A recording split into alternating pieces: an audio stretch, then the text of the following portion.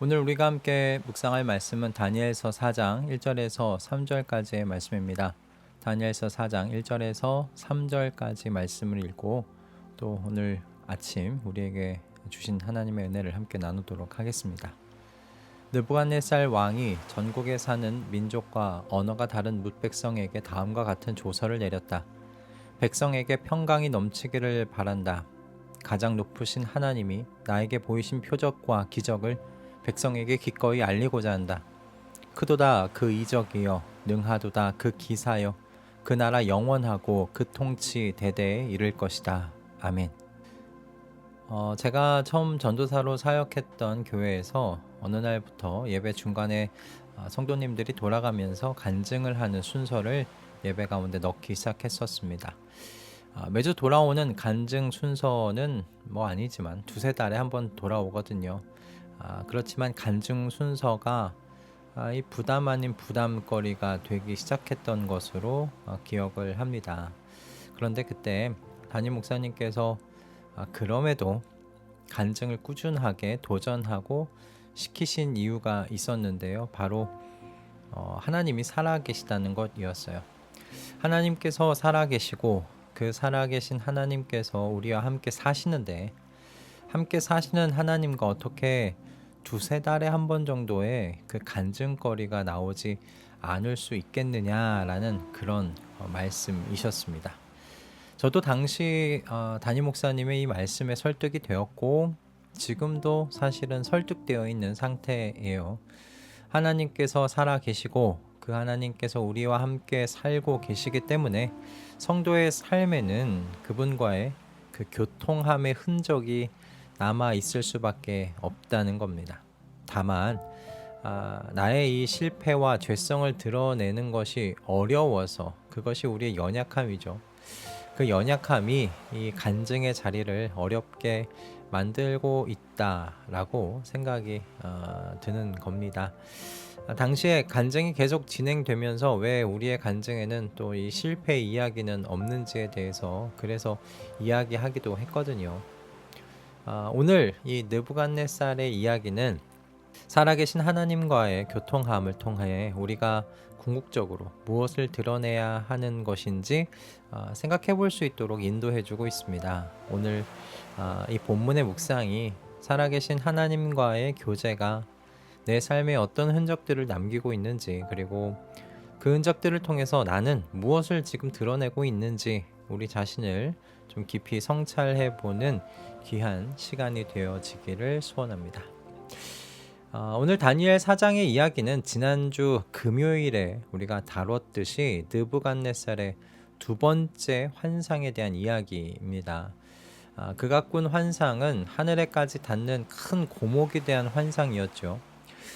이 고목은 너무나 커서 온 세상이 먹고 남을 만큼의 풍성한 열매를 남겼습니다. 그런데 어느 날 갑자기 나타난 거룩한 감시자에 의해서 이 고목은 찍혀서 버려지죠. 그리고 그 뿌리에 그루터기는 쇠줄과 놋줄에 동여 들풀에 버려집니다. 이 환상 또한 다니엘이 이제 해석을 해 주는데요.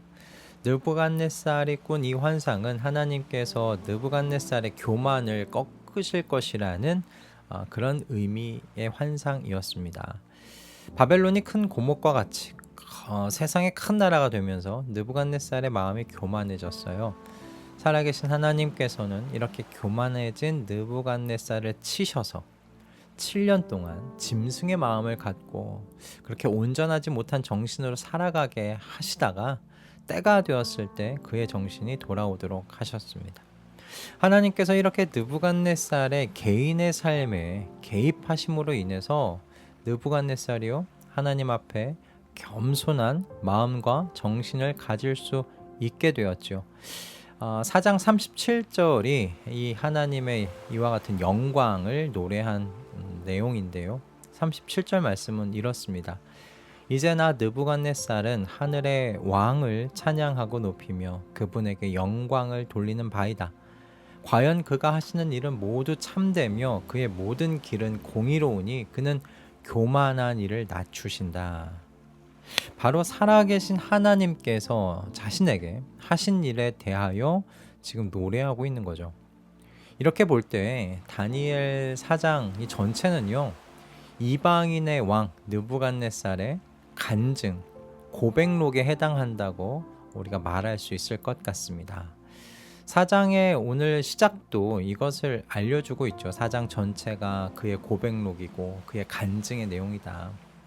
4장이 어떻게 시작합니까? 이런 일을 겪은 느부갓네살이 바벨론 전국에 사는 모든 백성들에게 살아계신 하나님께서 자기 자신에게 하신 일이 어떤 것인지를 내가 이렇게 고백하며 알리고자 한다고, 지금 이 고백, 간증의 목적이 무엇인지를 정확하게 이야기하면서 시작하지 않습니까? 자신의 이 고백의 목적, 그것은 자신의 실패를 통해 드러난 하나님의 영광입니다. 느부갓네살 왕, 제국의 왕이었습니다. 수많은 민족과 나라를 통치하는 정말 어마어마한 힘과 권력을 가졌던 왕입니다. 그런데 그 왕이 지금 자신의 실패를 고백하고 있는 거예요. 자신이 교만했고, 그래서 짐승과 같이 되어서 7년을 짐승처럼 지냈다고, 낮고 낮은 자리에 내려갔었다고 고백하고 있는 겁니다. 내가 이뤄낸 것을 바라보며 나 자신을 높이다가 내가 하나님께 맞았다고 그렇게 자신의 치부를 모든 백성 앞에서 드러내고 고백하고 있는 느부갓네살입니다. 그가 이렇게 자신의 실패와 부끄러운 것을 들추어 고백하고 있는 목적은 한 가지입니다. 하나님의 영광이 자기 자신을 통하여, 자신의 이야기를 통하여 드러나기를 원했기 때문이죠. 모든 백성들이, 이 바벨론에 살아가고 있는 모든 백성들이 자신보다 높은 하나님을 주목하고 바라보기를 원했기 때문에 그가 이렇게 자신의 치부를 드러내는 고백록을 쓸 수가 있었지 않았나 생각을 해봅니다. 이와 같은 느부갓네살의 삶이 그 이후에 어떻게 진행되고 있는지 성경은 더 이상 그 부분에 대하여 이야기해주고 있지는 않아요. 하지만 그가 이렇게 하나님과의 교통의 흔적을 고백록과 같이 남겨놓았다는 것이 그의 이후의 삶이 어땠을까 하고 좀 기대하게 만들어 주는 것 같습니다.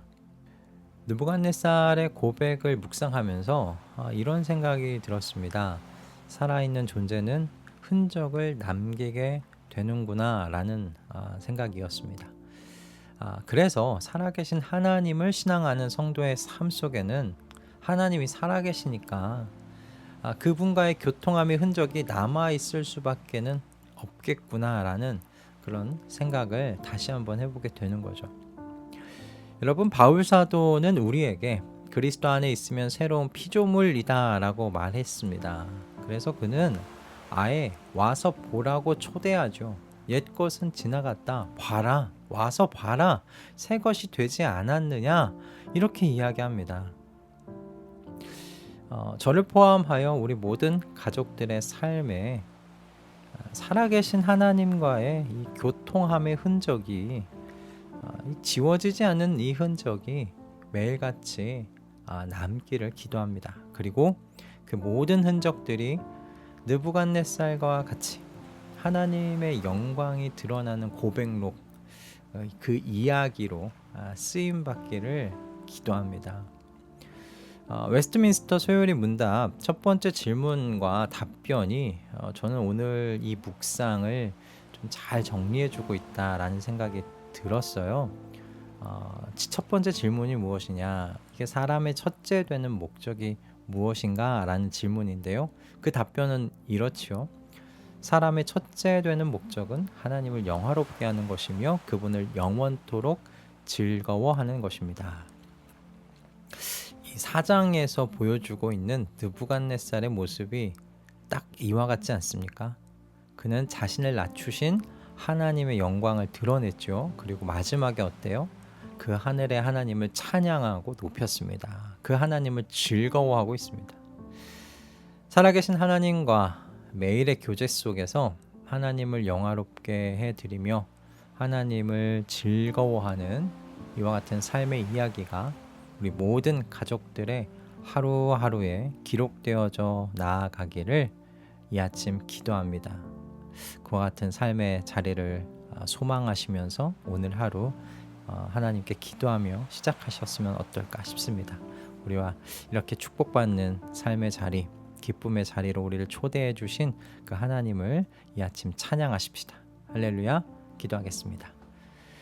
주님, 느부갓네살의 고백록을 통하여 하나님께서는 살아계신 분이시기에 성도의 삶 속에 주님과의 교제의 흔적이 남지 않을 수 없다는 것을 깨닫게 해주셨습니다. 주님, 새로운 피조물의 삶은 살아계신 하나님과 교통하는 삶이며 이 살아계신 하나님을 영화롭게 하며 나를 새롭게 하신 하나님을 즐거워하는 삶인 것을 고백합니다. 이 기쁨의 삶으로 우리를 초대해 주신 하나님을 찬양합니다. 그러니 주님, 우리 모든 가족들의 삶이 세상을 향하여 살아계신 하나님과의 교제에 대한 고백의 이야기가 될 수 있도록 은혜를 허락하여 주시옵소서. 예수 그리스도의 이름으로 기도드립니다. 아멘.